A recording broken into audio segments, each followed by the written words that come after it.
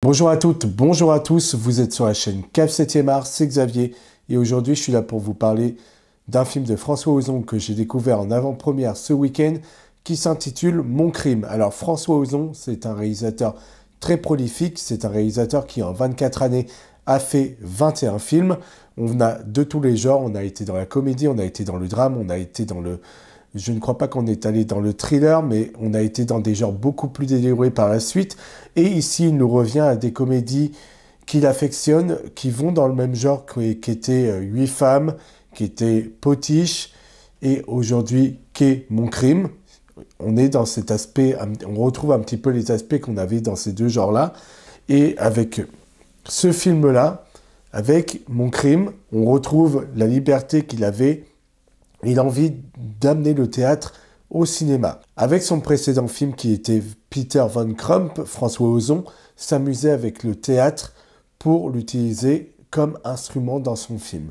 Il utilisait vraiment le théâtre pour le phraser, pour le côté décalé que ça a amené à son univers, et ça allait parfaitement avec ce qu'il incarnait et ce qu'il amenait à l'écran. Et on retrouve ça dans Mon crime. Mon crime, dès le début, c'est une comédie théâtrale. Si je pouvais l'intituler comme ça, c'est ce que je donnerais comme genre à ce film. Et littéralement, dès le début, le phrasé est celui du théâtre. Il a voulu garder ce phrasé si particulier pour amener le décalage à cette œuvre. Et cette œuvre, c'est une comédie, mais une comédie légère, avec qu'on suit, mais sans se prendre la tête, qui est un vrai petit délice. On nous parle ici d'une femme qui va s'accuser d'un crime qu'elle n'a pas commis, et comme il y a légitime défense, eh bien elle va être acquittée. Et par la suite, elle qui était une petite actrice à en devenir, mais qui n'avait encore pas de carrière, et que les hommes voyaient comme un objet sexuel plus qu'une actrice, eh bien se voit là devenir la coqueluche de tout le monde.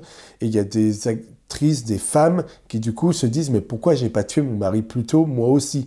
Et ça va amener beaucoup de choses très rigolotes. Et dans les films de François Ozon, ce qui est intéressant, c'est que souvent les femmes doivent devenir des leaders. Alors soit elles l'ont dans le sang et elles le sentent, qu'elles ont cette possibilité de devenir une grande chef, soit elles vont le découvrir par la suite. Soit elles en étaient incapables, on la remettait à sa place de femme comme les mœurs le voulaient à l'époque que François Ozon souhaite traiter l'histoire. Et puis par la suite, elles évoluent. Elles prennent en grade, elles prennent en puissance, elles prennent en assurance. Et ça, c'est quelque chose que François Ozon aime traiter dans ses films. Il le faisait avec Potiche, il le faisait avec 8 femmes. Et ici, c'est encore le cas. Et c'est délicieusement amené. C'est très drôle. On revient dans les années 30. Et dans les années 30, bien évidemment, on nous parle, voilà, le droit de vote. On va remettre les mœurs d'aujourd'hui, les sujets actuels, le droit des femmes, l'égalité salariale. Tout ce qu'on n'a pas encore amené au mieux, le travail qu'on doit encore faire pour l'égalité des sexes. Et ici, il se dit, si je mettais ce sujet d'actualité dans les années 30, qu'est-ce que ça donnerait? Qu'est-ce que ça questionnerait sur cette époque-là? Qu'est-ce que ça questionnerait surtout sur notre époque à nous? Ça met toujours beaucoup de choses très intéressantes en avant, et c'est de cela que s'amuse François Ozon dans ce film. Et on a des personnages masculins absolument délicieux, on a tout un casting, on passe de Danny Boone à Las Palais, on a Fabrice Lucchini, nous avons André Dussolier, et puis nous avons également des hommes tels que Daniel Prévost, pardon.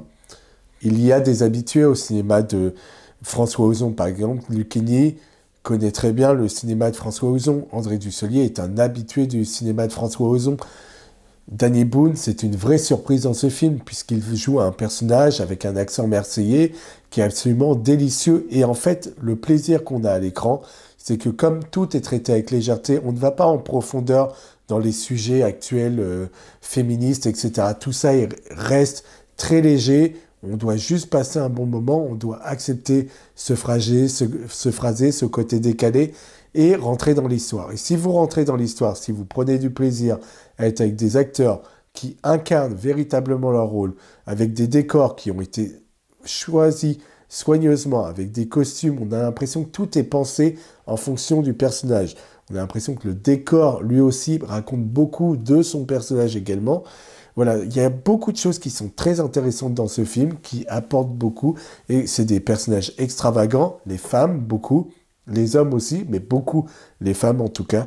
On a Isabelle Huppert qui est délicieuse, qui elle a vraiment tué le producteur du film, et elle se revend. Du coup, comme le mérite a été donné à une autre femme qui s'est accusée du meurtre et qui maintenant a une grande carrière, et elle est une actrice passée qui, elle, n'est plus sous les feux de la rampe, et ben elle dit, moi je veux récupérer mon dû, vous me devez mon meurtre. Donc elle n'est pas d'accord, et ça va être décalé, ça va être un plaisir jubilatoire à suivre. Tout est dans la bande-annonce de toute façon, donc ça, il n'y a pas de souci, mais vous passerez un très bon moment parce qu'on prend tout avec un décalage bienvenu. Et puis, il y a aussi les costumes. Je dois souligner les costumes qui sont absolument sublimes. Les costumes que porte notamment Nadia, et je ne ferai pas l'offense de dire son nom de famille parce que je ne saurais pas le dire quoi qu'il arrive. Je vous mets une image d'elle tout de suite. Elle était dans Les Amandiers, qui était un film très, très, très bon. Et cette actrice, moi, je l'ai adorée dans ce film et elle a eu le César de le meilleur espoir féminin. C'était totalement mérité, elle était délicieuse. Et elle était, quand je dis délicieuse, elle était délicieuse au jeu. Hein. Je ne parle pas de physique à chaque fois. Un beau physique ne fait pas un bon jeu. Donc, je parle vraiment en termes de jeu.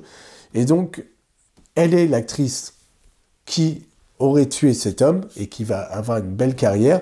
Et son avocate est Rebecca Marder. Rebecca Marder, vous avez pu la voir dans le film Simone, le voyage du siècle. Elle jouait Simone jeune. Et c'est une très très bonne actrice. Donc voir ces deux actrices réunies ensemble, c'est un duo qui marche du tonnerre. Elles sont juste parfaites à l'écran, mais tous les acteurs prennent un plaisir fou. Et donc forcément, le plaisir est partagé. Donc le plaisir revient jusqu'à nous. Et comme la réalisation est bonne et bien articulée, qu'on a des beaux costumes, qu'on a des beaux décors, que tout finalement passe très vite et que tout est extravagant, déluré, eh bien, soit on rentre dedans, soit on rentre pas du tout dedans. Moi, je suis rentré dedans avec beaucoup de sympathie. Alors, j'aurais aimé peut-être qu'on traite quelques petites choses avec un peu plus de profondeur, avec un petit peu plus de sérieux, mais vraiment, c'était une comédie qui faisait du bien. Et donc, en ce moment, je pense que c'est clairement le genre de comédie qui pourrait vous satisfaire. Allez la voir. Tout est dans la bande-annonce. De toute façon, je ne vous ai pas spoilé. Tout y est. Donc, désolé pour ceux qui voulaient en savoir le moins possible. En tout cas, vous pouvez découvrir ce film. Il est en salle. Je vous mets à la fin de cette vidéo la filmographie, en tout cas le plus de films possible de François Ozon pour que ça puisse peut-être vous donner envie d'en découvrir d'autres. Moi, je vais vous laisser là-dessus parce que j'ai vraiment rien à dire de plus. C'était un plaisir pour les dialogues subtils, pour la langue, pour le phrasé, pour les acteurs, les décors. C'était une comédie comme on aimerait en voir plus. C'était votre serviteur Xavier qui vous parlait de cinéma, du cinéma français, du cinéma qui donne espoir pour la suite, on l'espère. Et François Ozon, c'est quelqu'un que je continue à suivre parce que c'est un réalisateur que j'apprécie beaucoup. Alors, j'aime pas tous ses films, mais j'avais trouvé que le dernier film qu'il a fait avec Denis Ménochet et Peter Van Crump était absolument incroyable. Mais Denis Ménochet est de toute façon un acteur qui me fascine, qui peut être terrifiant, mais qui peut avoir une grâce absolue. Je vous montre en image, pour moi, c'est un de ces grands acteurs français que je regrette de ne pas voir plus à l'écran. Et puis, il y a des propositions qui étaient dingues, comme Franz. On a eu Été 85 qui nous rappelait beaucoup tout de même Call Me By Your Name. Et je vous laisse découvrir bien d'autres titres de ce réalisateur. C'est le moment pour moi de vous laisser et de vous dire qu'on se revoit très vite pour parler de bien des films. Allez au cinéma, passez une bonne journée, une bonne soirée et à très vite.